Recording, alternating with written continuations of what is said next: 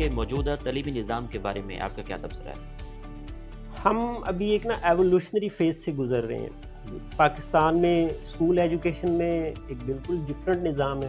College وہ ایک بہت بڑی تبدیلی ہوتی ہے جب بچہ میٹرک سے کالج میں پہنچتا ہے، تو کافی عرصہ تو شاید اسے سمجھ ہی نہیں آتی کہ وہ اب کیا کرے گا، اور اس کے بعد جب وہ یونیورسٹی میں آتا ہے تو یہ ایک تیسرا بہت بڑا چینج آتا ہے اس کی لائف میں۔ تینوں میں بہت زیادہ چیزیں آپس میں کنیکٹڈ نہیں ہیں میرے خیال میں۔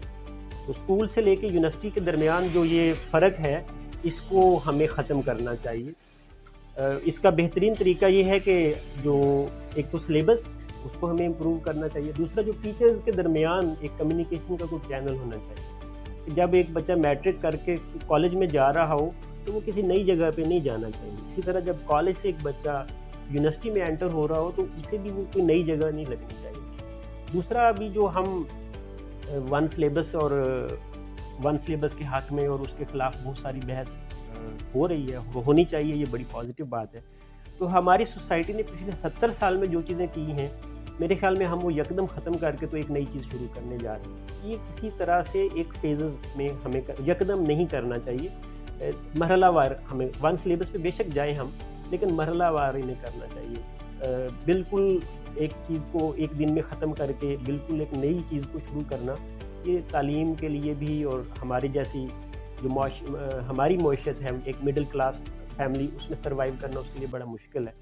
اور دوسرا کاسٹ آف ایجوکیشن کو ہمیں کم کرنے کی ضرورت ہے۔ پوری دنیا میں نے دیکھا ہے فری آف کاسٹ ایجوکیشن ہوتی ہے زیادہ تر جگہوں پہ، تو یہاں پہ اسکول کی ایک الگ ہماری کاسٹ ہے، کالج کی ایک الگ کاسٹ ہے، اور یونیورسٹی کی ایک الگ کاسٹ ہے۔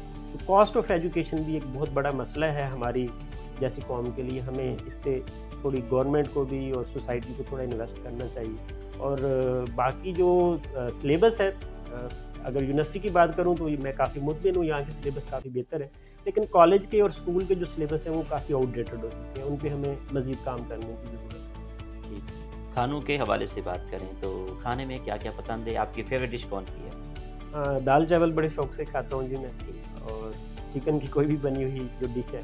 پی ایچ ڈی کے دوران یہ بھی تجربہ ہوا کہ ہمیں کوکنگ خود کرنی پڑی، تو کوکنگ کے جو اسرار و رموز تھے وہ ہم پہ آشکار ہوئے۔ تو کوکنگ مطلب میرے خیال میں ایک وے آف لائف ہے، دنیا کو دیکھنے کا ایک نظریہ بھی ہے کہ آپ جتنے اچھے کوک ہوں گے میرے خیال میں آپ کو باقی جو آپ کی زندگی کے معاملات ہیں ان میں بھی آپ اتنے ہی، مطلب اگر آپ ایک سیریسلی کوک کر رہے ہیں تو آپ ایک سیریس لائف بھی گزار رہے ہوں گے، اور اگر آپ ایک بس پوری سوری کوکنگ کر رہے ہیں تو باقی کی جو لائف کے کام ہیں وہ بھی آپ کے ویسے ہی تقریباً ہوں گے۔ آپ کیا کیا بنا لیتے ہیں؟ دال چاول میں نے بتایا، میں نے پکائے بھی بہت ہیں اور کھائے بھی بہت ہیں، اور باقی میٹھے میں جیسے انڈوں کا حلوہ ہے، گاجر کا حلوہ ہے، کیونکہ میٹھا ہماری سوسائٹی میں بھی کافی ان ہے اور مجھے بھی بڑا پسند ہے ظاہر ہے، تو میٹھے میں کافی چیزیں میں بنا لیتا ہوں۔ صحت مند رہنے کے لیے کیا کرنا چاہیے؟ ایکسرسائز کرنی چاہیے؟ کیا کھانا چاہیے؟ ایز اے چیئرمین ڈپارٹمنٹ کے آپ کیا کہیں گے اس بارے میں؟ میں یہ کہنا چاہوں گا کہ ہاں، ایکسرسائز کی اصل میں اب